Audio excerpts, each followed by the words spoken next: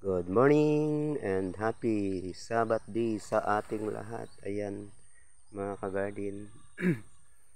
Update ko po kayo sa aking tanim na kamatis. Yan. 1 month and 2 weeks na po siya. 1 month and 2 weeks sakto. So, ang bunga niya hindi nyo lang mapansin pero nakatago sa ilalim. Yan, mga ka-garden. So, yan po ay kakapal pa ng kakapal. Ayan po ang bunga niya. Maliliit pa. Hindi pa siya nalaki. Kasi, ano pa lang siya. Bago pa lang nag-uumpisang magbukuhan. Ayan po mga ka-garden. Kita nyo kung gaano karami ang ano niya. Bunga. Ayan.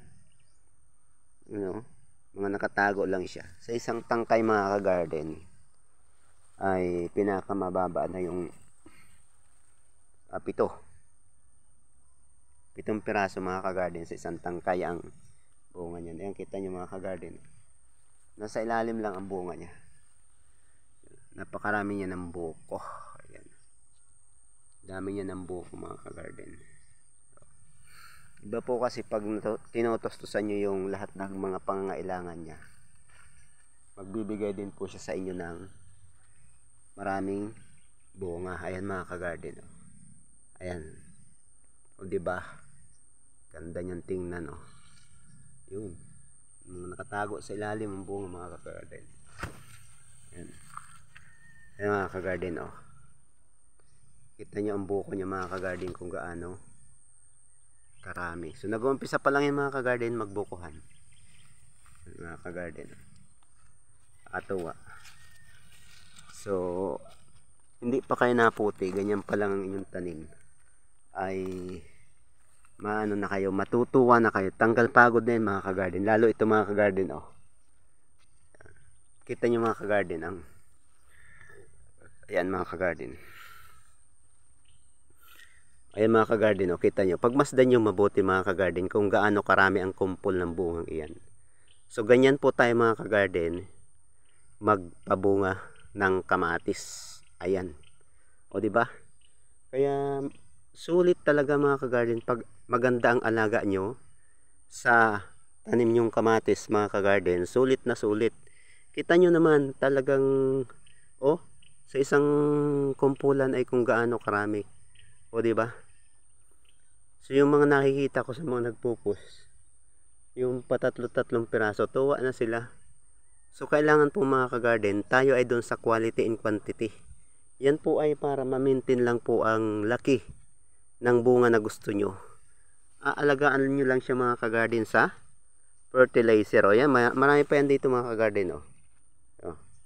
Dito pa mga ka-garden. Mga nakatago ang bunga mga ka-garden. Diba yan? Ayan mga ka-garden, mga nakatago ang bunga, kislapan sila pag tinatamaan ng sikat ng araw. So napakakapal na po ng buko niya mga ka-garden. Pero yan po mga ka-garden ay 1 month in 2 weeks old pa lang po siya. So yan po ay bali isang apply pa po tayo ng abono na maganda. So magpapasunod pa po tayo yan ng apply. Ayan, magpapasunod pa po para yung bunga po niya mga ka-garden ay malalaki sobra at mabigat at may timbang. So pang commercial po yan siya. Kaya po tayo mga ka-garden, pag nagkamatisan po tayo dito sa atin, kilalang kilala po tayo dito sa pagkakamatisan. Kasi bulyon po tayo magkamatisan mga ka-garden.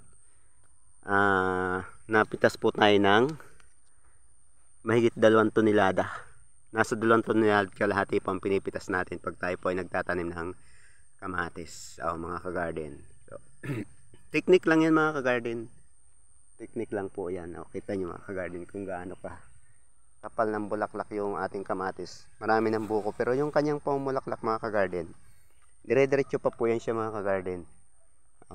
Kita nyo mga ka-garden. Mga nakatago ang bunga niya. Yan siya mga ka-garden. Nakatago siya. Yan. So pag edad po niya mga ka-garden ng 2 buwan, mag-uumpisa na po siyang mahinog. So mag-uumpisa na po tayong umingkam sa ating kamatis. Yan mga ka-garden. Kaya iba po pagka na ibibigay ninyo ang lahat ng kailangan ng inyong tanim, yung hindi nyo po siya tinitipid sa kailangan niya, hindi rin po niya kayo titipirin sa inaasahan nyo pong ani, mga kagarden. So kaya ganun lang po mga kagarden ang sikreto sa pagkakamatisan. Okay?